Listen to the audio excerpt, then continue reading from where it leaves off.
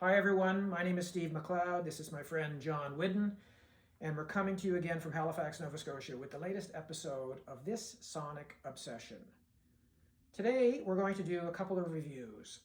A longer review on the recent reissue of Let It Be, the deluxe version, and we'll also do a shorter review of the latest album by British singer-songwriter Sam Fender.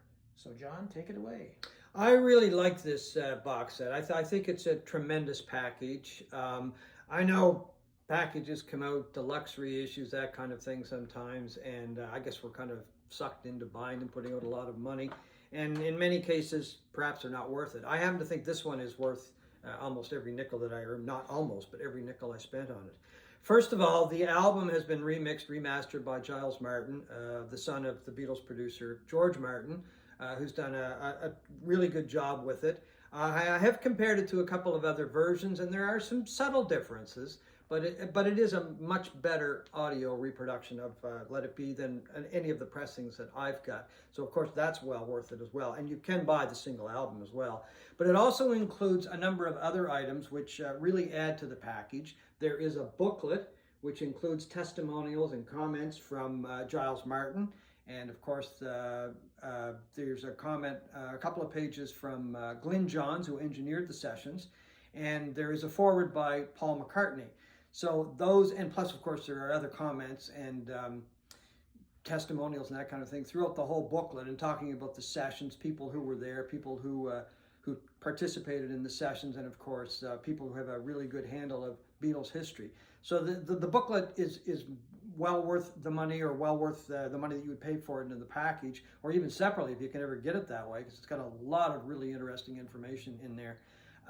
There is one quote that I want to share with you, and it's from the foreword by Giles Martin, because this album gets panned a lot from people because Phil Spector took the tapes and he added a lot of orchestration to it, which didn't please a lot of people, including Paul McCartney. But Giles Martin, the son of George Martin, had a really good comment in his foreword, or in his comments in the book, which I think I'll share with you as well, because when his dad was asked about a credit for the album, George Martin responded, "Why don't you write produced by George Martin and overproduced by Phil Spector?" But as Giles Martin goes on to say, neither of those statements is entirely true, because both ignore the work of Glyn Johns, who was at the controls for a large part of the album's recording.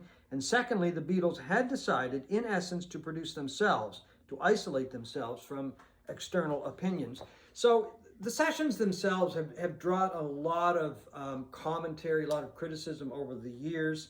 A lot of people looked at the sessions and said, oh, the Beatles were breaking up. There was a lot of friction in the studio. I'm listening to some of the comments. When I was listening to some of the comments that are included in one of the albums, I'm like, they sounded like they were getting along pretty well to me. Of course, they did break up eventually after the album, or actually before the album came out. But anyway, there's a part of this album, and it's called Get Back, the Apple Sessions, Rehearsals, and Apple Jams. And they sound like they're having a great time working together. They do.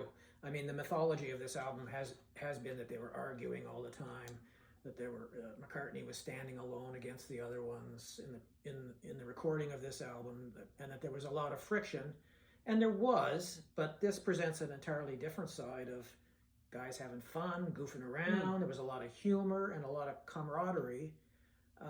So I'm not sure what prevailed in the end, or what the overarching feeling was in that, but it is nice to hear them, and to hear the bantering that's going on in the studio when they're making this album. Yeah, I mean, we don't know what kind of friction was going on when they were recording, say, Revolver. I have no idea. I've never heard any comments from those sessions. There were no cameras in there. Right, exactly. And of course, video cameras. The film Get Back, if you've seen the original film from Let It Be, well, no, it was called Let It Be. The new one's going to be called Get Back. We'll touch on that in a second. But that is it's very dark, moody anyway. I mean, I saw it years ago, and then I've seen a really bad copy of it. So that doesn't really sound like it's an accurate portrayal of the Beatles in the studio.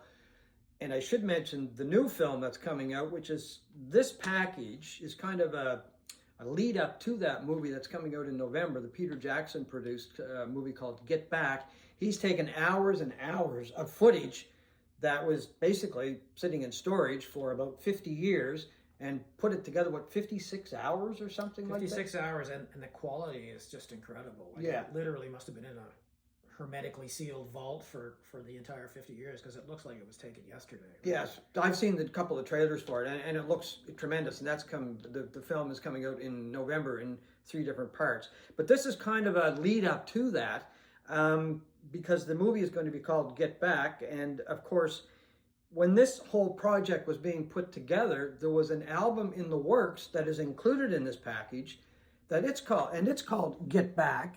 And it was sent to the Beatles. Here's what is included in the package. And it was put together by the engineer Glyn Johns, but everybody just said, no, we're not releasing that. So that was called Get Back. So it's kind of confusing, the Get Backs and the Let It Be that are included in that kind of thing in the whole process of putting this whole package together, and of course the movie. But that's a really good listen. It's a very raw listen. Very raw, yeah. Very unadorned. It was, it's the sound of the Beatles recording live off the floor in the studio with very little in the way of production, I would think. I mean, it doesn't sound like it. So certainly doesn't sound like the Phil Spector versions of some of those songs. No. And one of the other things that is included is an EP of 4 tracks from the album Let It Be, which is an interesting listen as well. I mean, I find a lot of this stuff is just fascinating to listen to. Listen to one version and then listen to another version, and sometimes the changes are very subtle. Sometimes they're dramatic.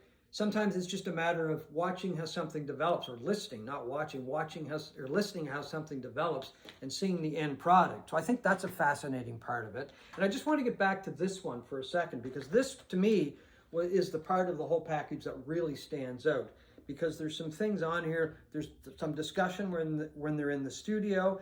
There are also some early takes on a few tracks that showed up later.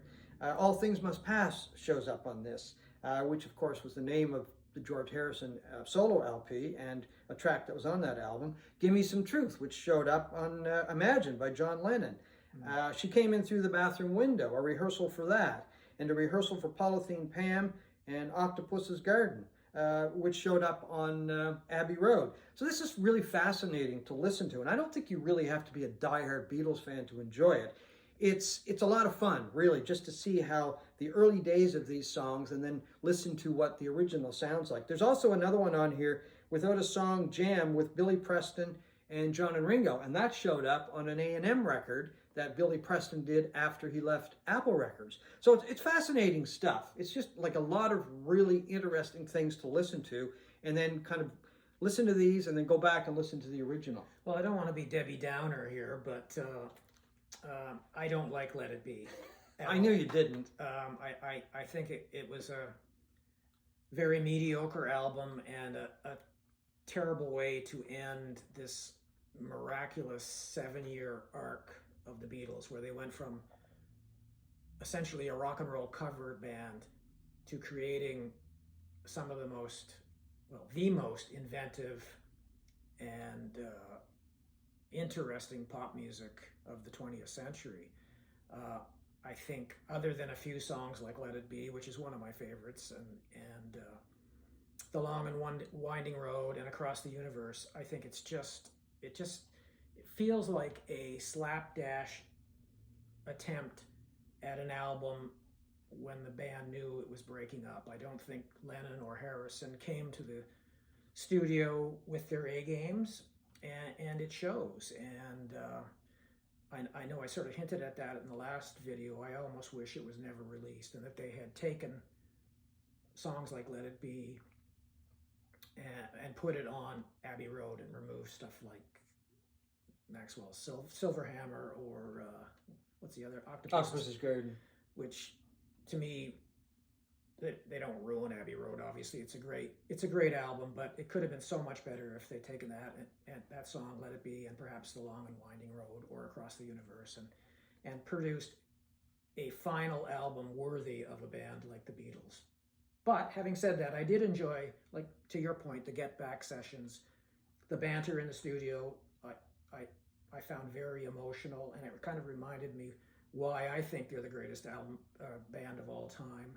Listening to McCartney do these various versions of Let It Be with that incredible, one of the great voices in all of pop music, and I happen to think he's the greatest writer of melody and in pop music history. It just kind of reminded me of their greatness. And growing up in real time, listening to this incredible band, because I think you can't really truly appreciate the Beatles unless you experienced it in real time. This amazing development over an incredibly short period. I mean, people today can't put an album out once every 5 years. Yeah. And these guys did this incredible output in 7 years. I disagree with you. I think it's a very good album. Is it a great album as far as in the Beatles catalog? No, it's not a great album, but it's not. They didn't make a bad album, unless, of course, you want to look at Yellow Submarine, which was kind of cobbled together. I think this includes some of the best material that the Beatles ever did. Across the Universe, Long and Winding Road, I Me Mine, Let It Be. I mean, those are tremendous songs, and I think welcome to the Beatles discography. You have to remember that when they started this project, the whole idea was to get away from a lot of production. I mean, I think John Lennon said to George Martin, "We don't want any production rubbish," as he called it on the album. I think that was being a little bit cruel to George Martin, because he was a tremendous producer. But I think this shows a band at work. They're trying to get some of that magic back that they had apparently lost, and they were brought together in the Twickenham studio to try to bring it all together, to play live and to get some good music out of it. I think they got some tremendous music out of those sessions. I think that rooftop concert is a classic, and that will be out in the Peter Jackson film that's coming out in November as well. All in all, I really love this package. I think it's great. And a lot of the material, if there's more of this material that's floating around, like the Beatles in the studio, working back and forth, I would welcome it any day. All in all, I give this really high marks. Sam Fender burst onto the UK music scene about 2 years ago with his debut full-length album, Hypersonic Missiles, a collection of 70s influence rock music that garnered much praise and topped the charts. 17 Going Under is Fender's newly released second album, and the response to it has been similarly warm. Fender writes hook-filled heartland rock that's often rightly or wrongly compared to guys like Bruce Springsteen, Tom Petty, and surprisingly, the War on Drugs, a modern band. As a longtime Petty fan, I don't get the comparisons to Fender at all. In Springsteen's case, they sound nothing vocally alike, but Fender's saxophone player sounds eerily similar to Clarence Clemens. Yeah, that's the only similarity I see, really. Yeah, and then the solos are often the emotional high point of one of Fender's songs, in much the way that Clemens was with the E Street Band. In the case of the War on Drugs, there are sometimes similar rhythmic patterns and guitar flourishes, but really not much either. Fender is really his own man, even though he is mining a genre that's been around for a long time. I guess you can't do classic rock, which is essentially what he's doing, without there being comparisons. Thematically, there are similarities between Springsteen and Fender. In Springsteen's earliest stuff in particular, he wrote a lot about a young guy struggling to make his way into the world from a working class or blue-collar environment, and and struggling to make his way into the world. And Fender is very similar in that regard. He came from a pretty tough background in a village, I guess, outside of Newcastle in the north of England. His mother left home when Sam was like 8 or 9 years old, and he went to live with his father. Their relationship was quite fractious, and in his teens he was booted out of the house, and he moved in back with his mother. He was bullied by classmates, and in the end his mother became seriously ill and lost her job as a nurse, and the family really struggled to put food on the table, to the point that Fender seriously apparently considered selling drugs, Just to put food on the table. to put food to on survive, the table. yeah. So there was plenty of grist in the mill for Fender's eventual art. He fortunately turned to making music, and it was obviously the right move. His songs are melodic and catchy and very much guitar driven, which sort of brings us to his last name of Fender. I thought, come on, that. I wondered about that too. Is that his real name? Yeah. And apparently, I mean, if you trust the Google machine, his surname is actually Fender. And Well, there are a lot of Gibsons out there. So. Yeah, it could have been Gibson. Yeah. And it wasn't the creation of. It's. I mean, it sounds like a marketing ploy or something, or something his agent would dream up. But turns out the name is real. His music is too, and well worth a listen. Okay, I'll check it out. I've listened to a little bit of it, but I'll have to check out the new album fully.